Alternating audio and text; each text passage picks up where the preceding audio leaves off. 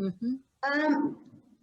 Coming to another point, Chaya, in every organization, we find that no organization will have 100%, what shall I say, happy employees, right? There's always a mix. There's a percentage of people who are very happy, they're very engaged and involved. There's another percentage of people who are probably not so happy, but kind of pulling along. They're neither here nor there. They just make sure that they do what's told to them in a very disciplined way, and they don't stretch themselves beyond. But there's also another category that's disillusioned and disenchanted for whatever reason. Now, for any organization, the challenge is to move these percentages upward from category 3 to 2 to 1 and maximize 1. But the most important challenge lies with the third category, because they've already gotten into a stage when they have kind of given up on the organization for whatever reason. So to bring them back is a huge challenge. And challenge number 2 is they could actually be contributing negatively to the organization because they're influencing also the category 1 and 2.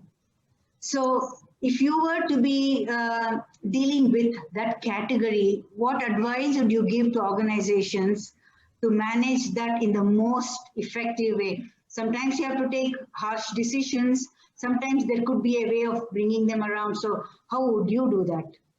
I remember the first head of department I had in my college, where I went to teach, Casey College. Dr. Hoskote, I remember, he's no more, I think. He told me, madam, there are 3 kinds of students in your class. One kind which will love you, one kind which will hate you, the third kind is the indifferent ones. Take care of the indifferent ones. The love ones, no problem. Hate turns into love after some time. The indifferent students are the danger students. Focus on them, he said. So this is what is important.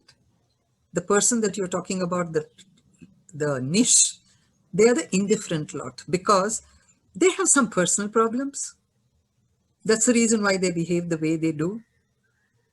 It's not really the job, it's not the boss, it's nothing to do with all that. So you've got to have some kind of a parameter to gauge what is it that's bothering him. That's where I said an audit of training is important.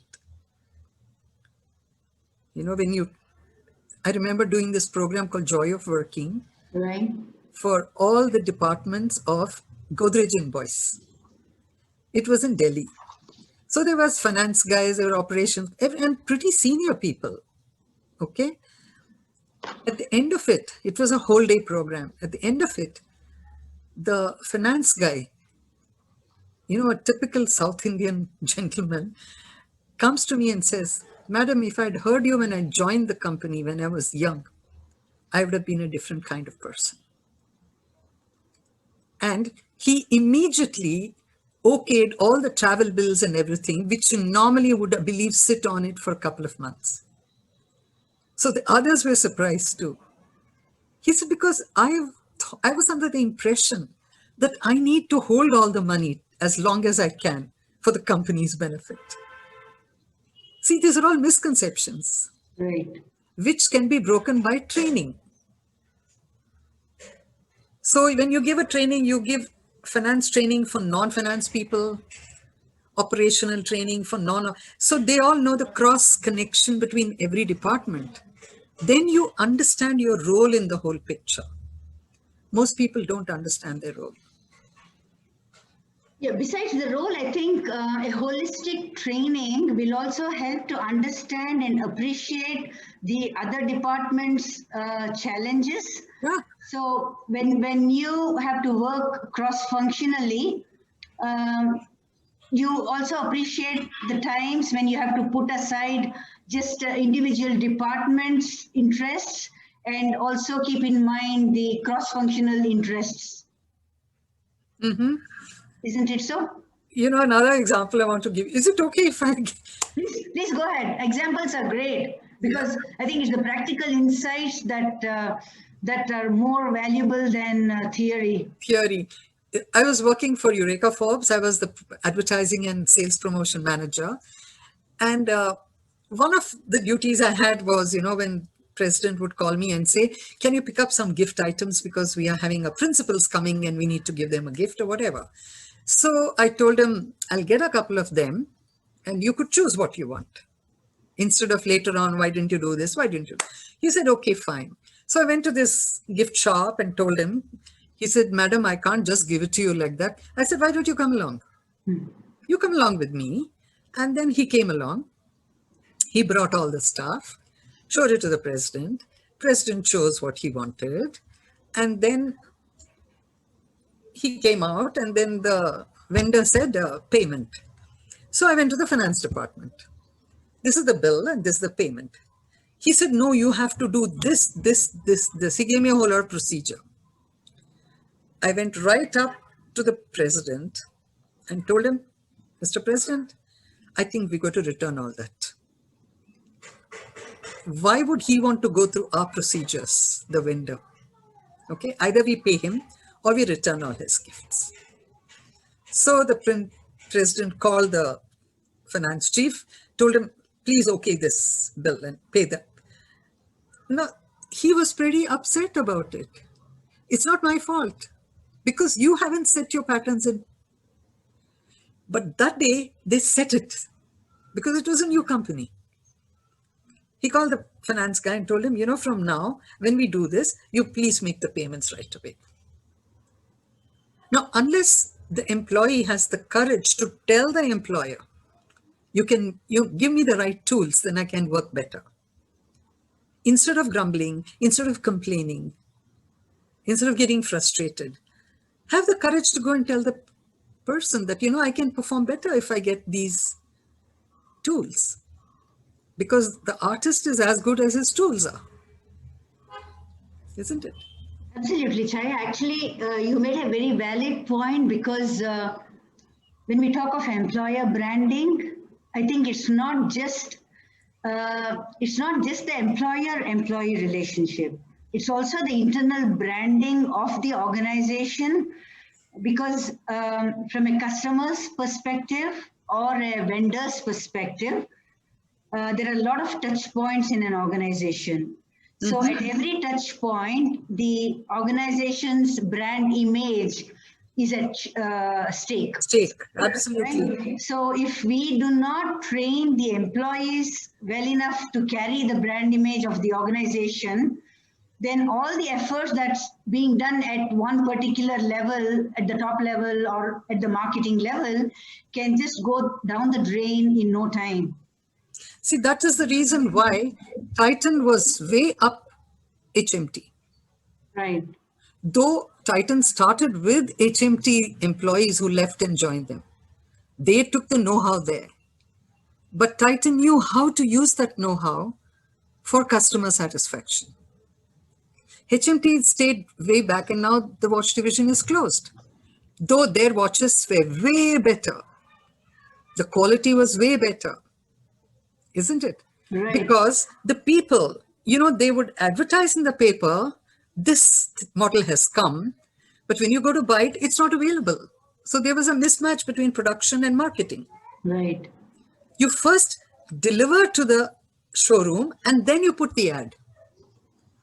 Don't put the ad and then see. Then the production guy says, we didn't have the proper, little things that they needed to put it into the quartz watch or whatever. So there was a delay in production.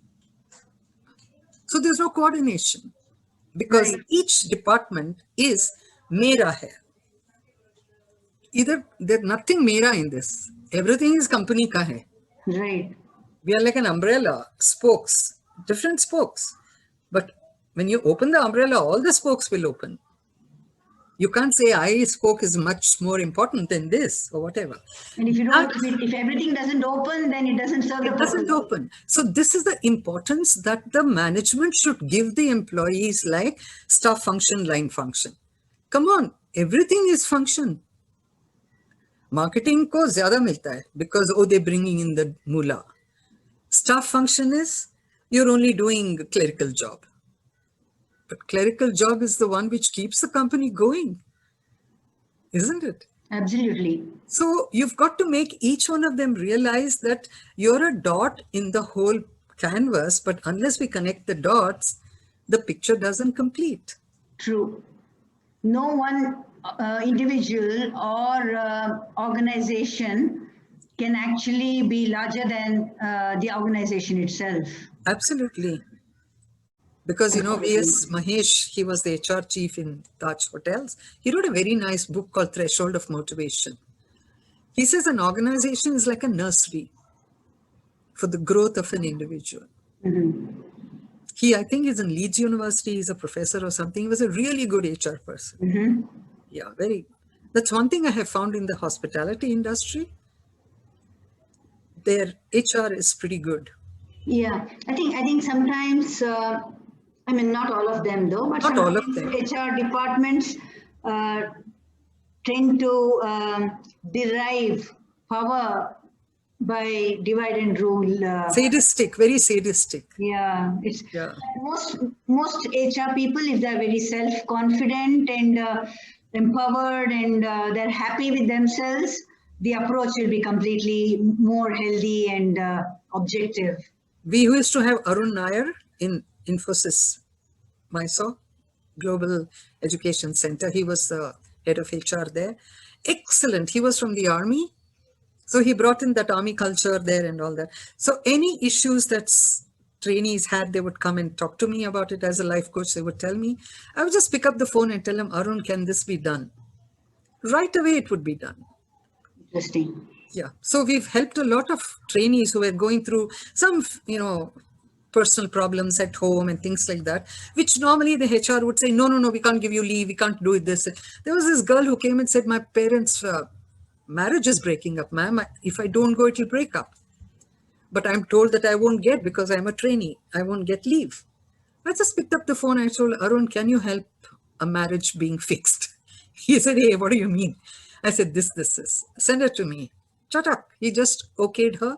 She came back, joined the next batch, completed. I forgot about it. But a couple of months later, she walks in. So I said, hi, how can I help you? Ma'am, you've forgotten me. And she brought me a box of celebration chocolate. I said, what's this for? I said, no, ma'am, you helped me save my parents' marriage. See, somewhere you can make a difference. Yeah, and I now see where you're coming from when you said it was still humans those days and it's still humans today, so things have not changed. Things So haven't changed. I completely agree with you because I think that's something eternal and universal. So if that's compromised, then nothing else can succeed. Nothing else can help. Yeah, that's something that I can appreciate a lot actually because even at a personal level, I think empathy and humanity and being humane can work magic in organizational relationships. It's not something to do just with families and friends. Even in organizations, I think those are very essential qualities that one should have. Once I remember every year the chairman would send out a message to 25,000 employees. At that time, 25,000 was a large number. Aajkal to 1.5 lakhs and all, in IT companies. Right. At that time in a PSU, 25,000 was a big number. And every year that was the tradition, a greeting card would be sent to all of them with his electronic signature types. The director of marketing called me and the advertising agency person, told the advertising agency and me, give me a draft of the letter, the thing should be sent. So I got up and said, sir, you could give it to the ad agency if you want. I wouldn't like to compete with them. And I walked out. Now you know why I made enemies, okay? So I kept quiet. The ad agency presented whatever. So the chairman called all the directors, called me also, and it was read out. He asked everybody. Everybody said, yes, very nice, very nice. He looked at me, CPR. CPR was how I was addressed, chief of PR, it's called. CPR, what do you say? I said, very nice, sir. He kept quiet. Meeting over. we were going out. He said, CPR, please stay back. I said, oh my God, now what? Stay back. He said, CPR, what do you think about it? I said, very nice, sir. He said, what do you think about it? I said, you want the truth? Yes. So you send only one message to everybody once a year. You want to talk about turnover then? It's a new year. Send them good wishes to their family. Tell them that we appreciate what you've done for the company, what you've done all these years. The company is very grateful to all of you. Please continue to be like that. And I wish you and your family all the best. That should be your message for New Year. Draft it. I said, I have it ready, so I had kept it. I knew this would come. Great. I gave it to him. That came out. Great. I think what I gather is softer aspects such as belonging in the larger picture, Sure. and the kind of impact that they are making, connect at a personal level. All of these are very, very important in driving productivity and robust relationships in organization. I think, as I said, I think they have stood the test of time over the years, and they continue to do so even now. But one thing